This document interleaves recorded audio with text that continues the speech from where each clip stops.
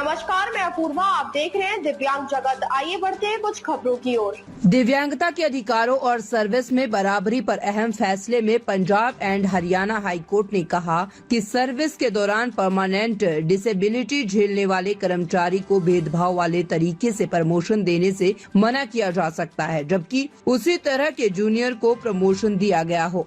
Justice Namit Kumar ने कहा है कि वादी के साथ भेदभाव करने वाला रेस्पोंडेंट डिपार्टमेंट का ऐसा बुनियादी काम पूरी तरह से गलत है। इसे किसी भी तरह से सही नहीं ठहराया जा सकता। इसीलिए इस कोर्ट का मानना है कि रेस्पोंडेंट डिपार्टमेंट का वादी के साथ भेदभाव करना और उसे नजरअंदाज करना पूरी तरह से मनमाना, गलत और भारत के संविधान के आर्टिकल 14 और 16 में दिए गए बराबरी और निष्पक्षता के सिद्धांत का उल्लंघन है। कोर्ट ने इस बात पर भी जोर दिया कि इसके अलावा प्रतिवादी अपीलेंट वादी के साथ दूसरे समान स्थिति वाले कर्मचारियों से अलग व्यवहार करने का कोई सही कारण रिकॉर्ड में पेश करने में नाकाम रहे हैं। इसके अनुसार कोर्ट ने राय दी है कि अपीलेंट वादी को नजरअंदाज करने और उनके साथ भेदभाव करने में रेस्पोंडेंट डिपार्टमेंट का काम कानून की नजर में गैर कानूनी, मनमाना और टिकने लायक नहीं है। इसीलिए अपीलेंट वादी को 16/8/1988 से रेगुलर बेसिस पर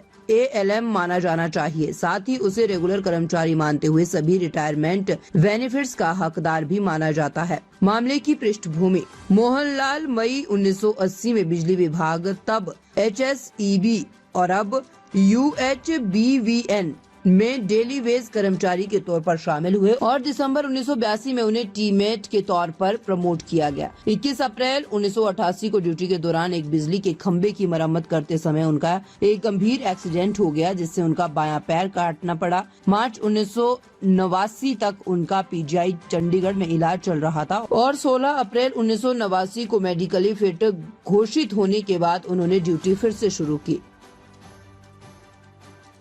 अब तक के लिए बस इतना ही। आगे खबरों को देखने के लिए हमारे चैनल को लाइक करें, शेयर करें, सब्सक्राइब करें। नमस्कार।